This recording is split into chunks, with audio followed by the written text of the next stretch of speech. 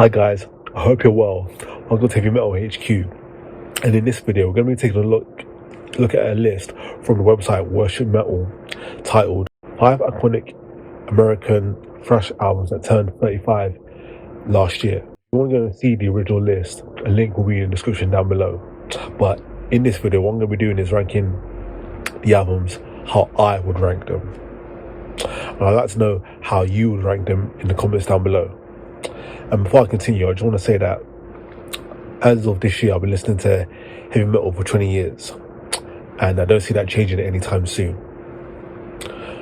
And before I proceed, I'm going to ask you that you like the video to help rank it, and that you leave your feedback down below because I do value it. And don't forget to subscribe if you made it to the end of the video and you want more people to watch it. That out of the way, let's get into this. So number 5 is Metallica and Justice for All. This was definitely a landmark moment for thrash metal history, and Metallica will never be this expansive and this experimental on later albums. The album is far from perfect itself in terms of the bone dry production and Jason Newsted's inaudible bass. You just can't hear it, but it's still a landmark thrash metal album that took a progressive approach. Songs like the title track, One, and Dies Eve, it was just all about the precision, and it was some of the songs were kind of like an ode to Metallica's earlier albums. Number 4, we have Megadeth. So Far, So Good, So What.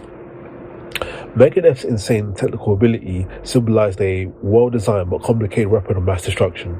But this time round, they sounded like an animal unleashed, as if the world was crumbling down and the only suitable response was just to prepare for war. The second track on the album, Set the World on Fire. It just attacks the ears like no other Megadeth song can. It's just pure thrash perfection, and absolutely beast-like and just driven by a sense of madness. On the track, My Darkest Hour, gears shift, and this song takes a heartfelt approach as Megadeth frontman Dave Mustaine was deeply affected by R.I.P. Cliff Burton's passing, and you can still feel the emotion in this song. How it compares to Peace Sells, it's not quite up there, but it's still a must listen as an 80s thrash metal album. Number 3, we have Slayer, South of Heaven. When Slayer called it a day, they left a gaping hole. But on this album, they slowed down and got experimental like Metallica did on And Justice for All. At first, you listen to South of Heaven, and you feel like, and it feels like the odd one out, chronologically placed between Rain in Blood and Seasons of the Abyss, music-wise. But it was the only album that they argue that they kind of fine-tuned the sinister sound on when you listen to the title track and other songs like Ghosts of War and Behind the Crooked Cross. Silent Scream is a pummeling number that reminded the metal world that this was still the same Slayer that created Rain in Blood. And South of Heaven symbolized the strengthening of Slayer, more confident, ready to challenge the preconceptions that at a time when it felt like a sequel to Rain in Blood Part 2 would have been the preferable option, but they did this instead. And number 2, we have Testament, The New Order.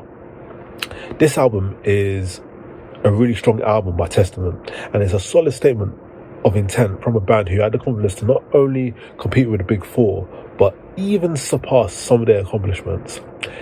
Now, history does tell us that Testament will never quite get to the level of the Big Four, but what they've put out defies this fact. This album remains one of the most potent, consistently thrilling thrash albums around. For me, the album is so legendary that it's hard to choose a standout track. Overall, the New Order's credentials speak for themselves. Absolute quality, the Testament's New Order is a must listen to anyone who's interested in 80s thrash metal. And at number 1 is Violent, Eternal Nightmare. Vio-lence's first album, Eternal Nightmare, is aggressive, fearless, insane, ravenous, and beast-like, and is a favourite amongst thrash metal fans. It's even up there with Exodus's Bonded by Blood and Dark Angel's Darkness Descends. This album only has 7 tracks, but it's enough to unleash the thrash perfection once again. It was hard to choose a standout song once again, as it's just a straight up thrill ride from start to finish. an extreme musical debut, if you ask me. So there you have it, guys. Let me know in the comments down below how you would rank these 5 albums. Other than that, don't forget to like and don't forget to subscribe if you made it to the end. And I'll be seeing you in the next video.